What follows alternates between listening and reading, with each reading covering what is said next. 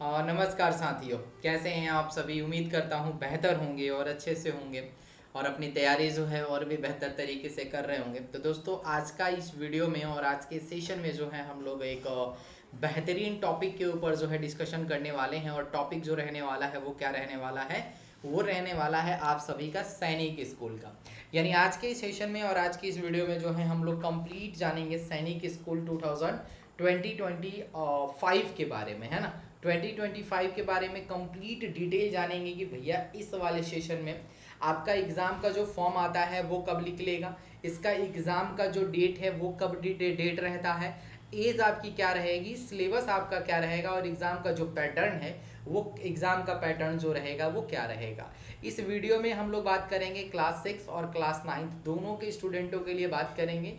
और दोनों स्टूडेंटों के बारे में जो है आज के इस वीडियो में चर्चा करेंगे, सभी के बारे में एक एक करके सारी चीज़ों के बारे में जो है, जो भी आपके पास यहाँ पे लिखा हुआ है इन सभी के बारे में जो है हम लोग डिस्कशन करेंगे। अगर आप लोगों को वीडियो पसंद आए तो वीडियो को लाइक ज़रूर कर दीजिएगा, चैनल पर नए हैं तो चैनल को ज़रूर सब्सक्राइब कर लीजिएगा। तो चलिए सबसे पहले हम लोग ज़रा बात करते हैं कि इसमें एग्ज़ाम का जो डेट है वो किस तरीके से होता है। तो उसके लिए जानने के लिए आपको क्या जानना पड़ेगा, सबसे पहले जो है 2023 और 2024 का जो एग्ज़ाम का फॉर्म आया था ना, उसके बारे में थोड़ा सा हम लोग जान लेते हैं। तो 2023 था उसका जो एग्ज़ाम का फॉर्म आया था वो आपका रिलीज हो गया था 21 अक्टूबर 2022 को निकला था। और एग्ज़ाम जो हुआ था वो 23 में हुआ था, ठीक है, आपको ये समझ में आ गया। और एग्ज़ाम का निकलने का जो डेट था वो 21 तारीख को था, 21 अक्टूबर को। और इसका जो लास्ट डेट था वो 30/11/2022 था। इसका मतलब एक महीने आपके पास समय थे, यानी अक्टूबर में फॉर्म निकला था, नवंबर में इसकी आखिरी डेट थी, मतलब लास्ट डेट था। इसमें फॉर्म का करेक्शन भी होता है कि आपको जो भी आपने फॉर्म भरा है, अगर आपने उसमें कुछ गलती की है तो इसका करेक्शन का भी डेट आता है। तो वो डेट मैंने जो है यहाँ पे मेंशन नहीं की है। और एक फाइनल जो एग्ज़ाम हुआ था, आपको मैं एग्ज़ाम का डेट बता देता हूँ कि जो एग्ज़ाम हुआ था 2023 में, वो हुआ था आपको 8 जनवरी 2023 को एग्ज़ाम हुआ था। तो ये जो भी मैं आप लोगों को ये बता रहा हूँ, ये कौन से के लिए बता रहा हूँ, ये मैं बता रहा हूँ आप लोगों का 2023 वाला। तो 2023 वाला होगा तो जाहिर सी बात है उसका जो फॉर्म आया होगा वो 22 में ही आया होगा। तो फॉर्म जो निकला था अक्टूबर में निकला था, उसका लास्ट डेट जो था वो नवंबर था। और एग्ज़ाम जो होगा उसका कब हो गया, एग्ज़ाम जो हो गया उसका जनवरी में हो गया। तो ये तो हम लोग बात कर लिए किसके बारे में, 2023 के बारे में। अब 2024 वाला था उसके बारे में थोड़ा सा जान लेते हैं। तो एग्ज़ाम का जो फॉर्म आया था वो निकला था आपका नवंबर में, है ना, नवंबर 2023 में निकला था। इसका जो फॉर्म का लास्ट डेट था वो आप लोगों का दिसंबर था, दिसंबर 2023। और इसका जो एग्ज़ाम का डेट था, एग्ज़ाम जो आपका हुआ था वो हुआ था आपका 28 जनवरी को एग्ज़ाम हुआ था, 28 जनवरी 2024 को आपका एग्ज़ाम हुआ था। समझ में आ गया। तो देखिए भाई, इसके बारे में और भी मैं आपको बता देता हूँ कि इसका रिजल्ट कब पब्लिश किया गया था। यानी अगर मैं इसके रिजल्ट की बात करूँ तो देखो रिजल्ट में ही आया था, जो कब आया था, तो इसका जो रिजल्ट आया था वो आ गया था आपका 25 फरवरी को 2023 को इसका रिजल्ट भी डिक्लेयर कर दिया गया था। अब इसका एग्ज़ाम का जो डेट था वो 28 जनवरी को था और रिजल्ट जो आया था वो कब आया था, तो इसका जो रिजल्ट आया था आप लोगों का आ गया था 14 मार्च को 2024 को, ठीक है। यानी 2024 में आप लोगों का एग्ज़ाम का जो डेट था वो कब आ गया था, तो आप बोलिएगा कि एग्ज़ाम का जो रिजल्ट था वो आप लोगों का 14 तारीख को रिलीज कर दिया गया था। तो आप यहाँ पे जो भी डिटेल देख रहे हैं, ये वाला जो डिटेल मैंने पूरा मेंशन किया है ना, ये पूरा जो डिटेल है भैया ये 2023 का है। और थोड़ा सा और आगे बढ़िएगा, इस तरफ आइएगा तो ये वाला जो डिटेल है जो मैंने अभी यहाँ पे लिखा है, ये डिटेल जो है वो कब का है, तो ये जो डिटेल है ये आप लोगों का 2024 वाले का डिटेल है। तो मैंने आप लोगों को ये इसीलिए बताया ताकि आपको कुछ आइडिया मिल जाए कि इस बार का जो फॉर्म है वो कब आने वाला है। तो लगे हाथ जो है इस बार के फॉर्म के बारे में बात कर लेता हूँ कि जो भी बच्चे सेशन जो है वो 24 और 25 ही होगा। इसका मतलब ये मैं 24 और 25 क्यों लिख रहा हूँ, क्योंकि आपका जो फॉर्म निकलेगा वो 24 में निकलेगा और एग्ज़ाम जो होगा वो 25 में होगा। तो इन दोनों को मद्देनज़र रखते हुए अक्टूबर और नवंबर के बीच में क्या होगा, आपका फॉर्म निकल सकता है। अक्टूबर नवंबर 2024 में जो है आपका फॉर्म निकल जाएगा। जब भी निकलेगा उससे 1 महीने बाद जो होगा आपका लास्ट डेट रहेगा, और लगा लीजिए कि 2 महीने बाद जो है आपका एग्जाम हो जाएगा। अगर हम लोग टेंटेटिव माने तो जनवरी 2025 में आप लोगों का एग्जाम होने की पूरी पूरी जो है भैया संभावना है। यानी आप लोगों का एग्जाम कब हो सकता है, तो जनवरी 2025 में आपका एग्जाम हो सकता है ना। जो पिछले बार हमने देखा था कि दोनों एग्जाम जो है जनवरी में ही हुआ था, यानी पहला जो 23 वाला था वो 8 जनवरी 2023 को हुआ था, और दूसरा जो एग्जाम 24 वाले की मैंने बात करी थी वो आपका हुआ था 28 जनवरी को, है ना, 28 जनवरी को हुआ था 2024 में। तो मे भी हो सकता है कि आपका एग्जाम इस बार भी जो है कहाँ जाए भैया, जनवरी में जाए, और जनवरी 2025 के आसपास हो सकता है। ये हमारा काम हो गया भैया, एग्जाम का बारे में हमने जान लिया, एग्जाम के पैटर्न के बारे में हमने जान लिया। अब हम लोग बात करेंगे मेन जो मुद्दा आता है एज के बारे में, कि एज जो होनी चाहिए वो क्या होनी चाहिए। मैं दोनों क्लास के ऊपर बात करूंगा। एज जो डिसाइड होगा इस बार वो होगा आपका 31/5/2025 से जो है आपका डेट इस बार डिसाइड किया जाएगा। अगर आप क्लास, मैं यहाँ पे लिख दे रहा हूँ क्लास 6, अगर आप क्लास के लिए हैं तो आपका जो एज होना चाहिए वो मिनिमम एज जो है आपका 10 ईयर होना चाहिए।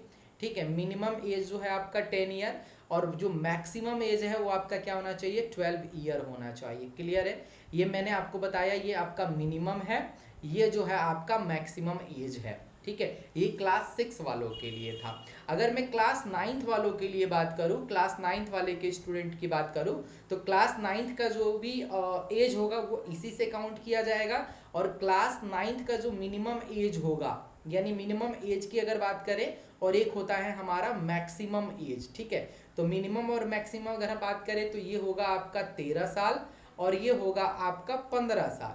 अब आप तो बोलिएगा कि सर आपने इस तरीके से लिख दिया कि ये तो हो गया कि भैया 13 और 15 साल के बीच में जो भी रहेगा वो भर सकेगा, लेकिन बच्चे कंफ्यूज कहाँ होते हैं, एग्जैक्ट डेट में कंफ्यूज हो जाते हैं कि एग्जैक्ट डेट जो होगा वो क्या होगा। तो मैं आप लोगों को एग्जैक्ट डेट भाई, आप जो भी है आपका इन दोनों के बीच में आप देख लीजिएगा, इस डेट को मेंशन कीजिएगा, और मैं आपको बताऊंगा कि इस डेट में भी जो भी बच्चे पैदा हुए होंगे, मतलब कंसीडर तो वही किया जाएगा। कोई बच्चा है जो इन दोनों एज के बीच में आ रहा है, ठीक है, तो वो जो है इस चीज के लिए क्या होगा, एलिजिबल होगा। यानी अगर आप 6 में है तो आपका उम्र जो है मिनिमम 10 साल होना चाहिए और मैक्सिमम 12 साल होना चाहिए। अगर आप 9th में है तो आपका मिनिमम एज 13 साल होना चाहिए, और मैक्सिमम जो है कहाँ होना चाहिए, आपका 15 साल होना चाहिए। अब हम लोग बात करेंगे भैया इसके सिलेबस के बारे में, जो कि हमारा मेन मुद्दा है। मेन मुद्दा क्या है भैया, इसका सिलेबस।